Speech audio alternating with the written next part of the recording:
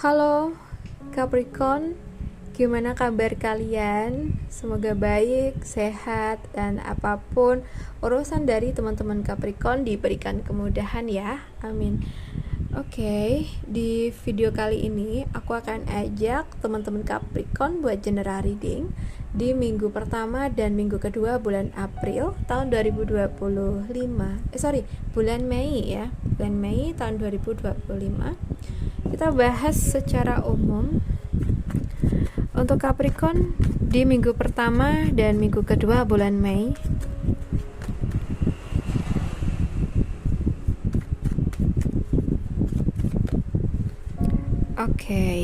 Dan kayaknya minggu-minggu ini tuh kamu akan sering ada komunikasi atau hal-hal yang berkaitan dengan teman-teman Cancer, Pisces, Scorpio, Taurus, Capricorn, dan Virgo, dan juga ada Aries, Sagittarius, Leo ya. Mungkin minggu-minggu ini tuh teman-teman Capricorn ada masa sibuk ya.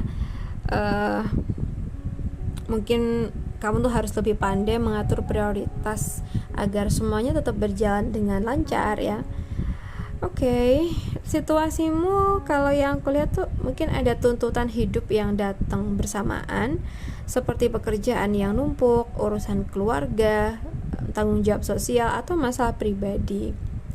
Atau mungkin ada perubahan yang cepat atau hal-hal yang bergerak dinamis, sehingga kamu tuh dituntut untuk cepat beradaptasi gitu.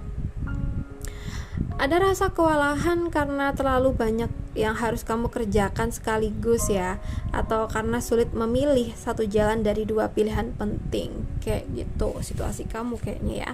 Secara emosional ini tuh bisa membuat kamu ngerasa seperti sedang juggling hidupmu tanpa waktu untuk bernapas gitu ya.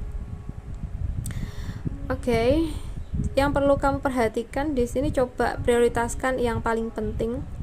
Nggak semuanya harus dikerjakan sekaligus. Evaluasi kembali apa yang paling mendesak atau berdampak besar dan fokuslah di situ ya.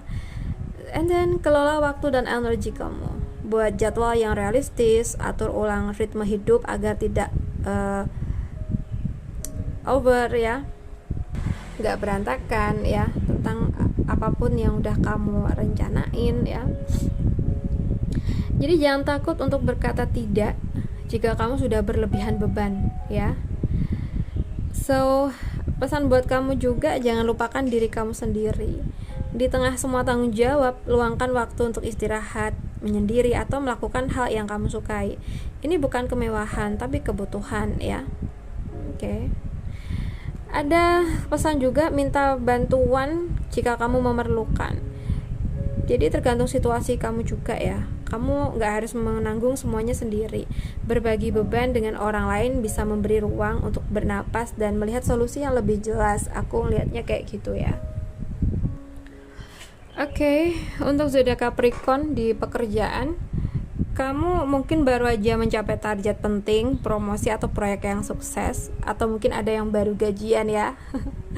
Ada perasaan bangga terhadap apa yang telah kamu capai dan kamu mulai menikmati hasil dari kerja keras kamu.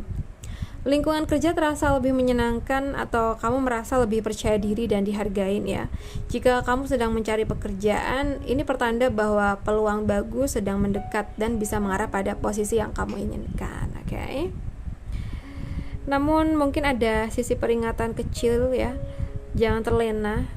Kepuasan yang berlebihan bisa membuat kamu stagnan atau kehilangan motivasi untuk berkembang lebih jauh ya. Coba di sini buat teman-teman Capricorn lebih nikmati pencapaian kamu, tapi tetap rendah hati. Gak ada salahnya bersyukur dan merayakan keberhasilan, namun tetap jaga semangat untuk belajar dan berkembang ya. Mungkin berbagi kesuksesan ya. Jadi keberhasilan kamu sebagai sarana untuk membantu rekan kerja, membangun hubungan profesional yang lebih kuat, atau menjadi mentor bagi yang lain. Jadi kalau kamu punya ilmu, punya tips apa ya, coba sharing ke teman kamu. Siapa tahu nanti kalian bisa sukses bareng ya. Nah di situ buat teman-teman Capricorn, Kalau yang keluar dari kartu tersebut ada pertanda baik juga. Apa yang kamu harapkan mulai terwujud, tapi ingat, perjalanan karir bukan hanya soal sampai di satu titik, tapi juga soal pertumbuhan yang berkelanjutan ya. Untuk nomor 3, untuk keuangan dari teman-teman Capricorn, mungkin kamu tuh sedang mengelola bisnis, investasi atau proyek pribadi yang punya potensi besar untuk menghasilkan ya. Ada dorongan kuat untuk mengambil langkah berani demi memperbaiki atau meningkatkan kondisi keuangan.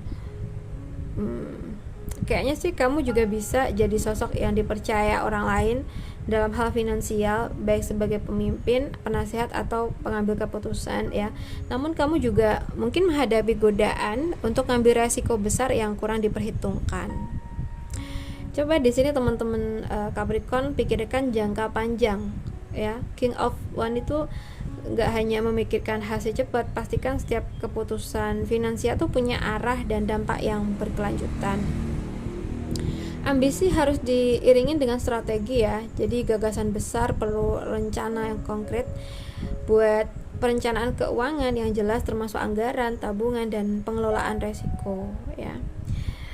Oke, pesan buat kamu juga di keuangan, kelola ego dan resiko kamu.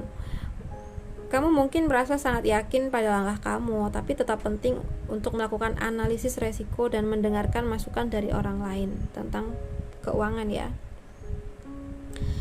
Oke. And then kalau kartu ini muncul biasanya tuh menandakan kamu punya kekuatan untuk menciptakan stabilitas dan kemakmuran, asal nggak gegabah dan tetap memimpin dengan visi dan tanggung jawab ya. Oke, sekarang kita bahas buat kamu di asmara, buat teman-teman Capricorn yang single terlebih dahulu ya nanti. Ini buat yang berpacaran dan ini untuk yang udah nikah. So guys, kalau yang aku lihat sih kamu sedang tertarik dengan seseorang tapi belum jelas arah hubungan itu. Atau bisa juga kamu tuh sedang menikmati masa lajang dengan rasa bebas dan penuh semangat untuk mencoba hal-hal baru ya. Aku rasa ada peluang cinta yang muncul tiba-tiba, mungkin dari tempat atau situasi yang enggak terduga, namun ada resiko. Terlalu terburu-buru, kurang pertimbangan, atau memilih berdasarkan emosi yang sesaat. Jadi hindari hal-hal ini untuk kamu ya. Jangan terburu-buru dalam mengambil keputusan agar resiko itu kecil kemungkinan ya. Oke. Nah, pesan buat kamu, nikmati proses tanpa tekanan ya. Jangan terburu-buru menjadikan hubungan sebagai tujuan akhir. Biarkan segala sesuatu tuh berkembang alami ya. Jaga antusiasme tapi jangan naif. Boleh semangat dan percaya pada cinta, tapi tetap lihat kenyataan. Jangan abaikan red flag ya. Atau mungkin bisa coba hal baru. Ini waktunya yang bagus untuk membuka diri lewat pengalaman berbeda, ikut komunitas baru, atau mungkin juga traveling, atau bahkan mencoba aplikasi kencan. Asal kamu tetap setia pada diri sendiri ya. Itu sih, mungkin di masa-masa single ini ada hal-hal yang menyenangkan yang bisa kamu lakuin selagi itu positif ya. Untuk yang berpacaran, hubungan kamu dan pasangan kayaknya cenderung terstruktur ya. Ada rutinitas, rencana jangka panjang, atau aturan yang jelas. Kalau yang aku lihat kayak gitu, salah satu dari kalian atau keduanya mungkin memegang peran dominan dalam pengambilan keputusan. Kamu mungkin sedang dalam fase memikirkan masa depan bersama, seperti menikah, tinggal bersama, atau berinvestasi bersama gitu ya. Namun ada kemungkinan hubungan terasa terlalu kaku, kurang spontan, atau terlalu didominasi oleh logika dibanding perasaan ya. Ya, coba di sini lebih bangun stabilitas bersama, bukan saling mengontrol ya. Penting untuk punya rencana dan aturan dalam hubungan, tapi pastikan keduanya tuh punya suara yang seimbang gitu. Jadi jangan satu doang yang kenceng ya. Seimbangkan logika dan emosi. Jadi hubungan butuh fondasi kuat, tapi juga butuh kehangatan. Jangan biarkan logika tuh semata membuat hubungan jadi dingin atau formal gitu. Berani lembut meski tangguh. Tunjukkan sisi lembut dan penuh kasih, terutama jika kamu tuh atau pasangan terbiasa jadi sosok yang tegas atau dominan ya. Jika kalian serius, mungkin jadikan kartu ini sebagai pondasi ya. Diskusikan visi hubungan secara jelas tapi tetap fleksibel. Di tengah stabilitas, sisipkan momen spontan dan romantis agar hubungan tuh nggak terasa seperti kontrak ya, nggak monoton ya. Dan karena kartu ini muncul, sepertinya buat teman-teman Capricorn yang berpacaran, ini tuh adalah tanda bahwa hubungan kamu punya potensi untuk langgeng dan dibangun secara serius, asal nggak kehilangan sisi emosional, keintiman, dan kehangatan yang membuat cinta itu tetap hidup gitu ya. Oke.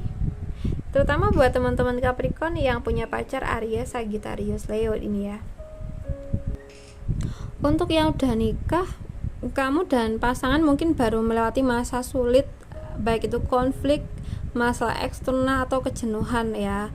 Sekarang tuh udah mulai muncul harapan baru, perasaan saling ngerti, dan keinginan untuk memperbaiki hubungan.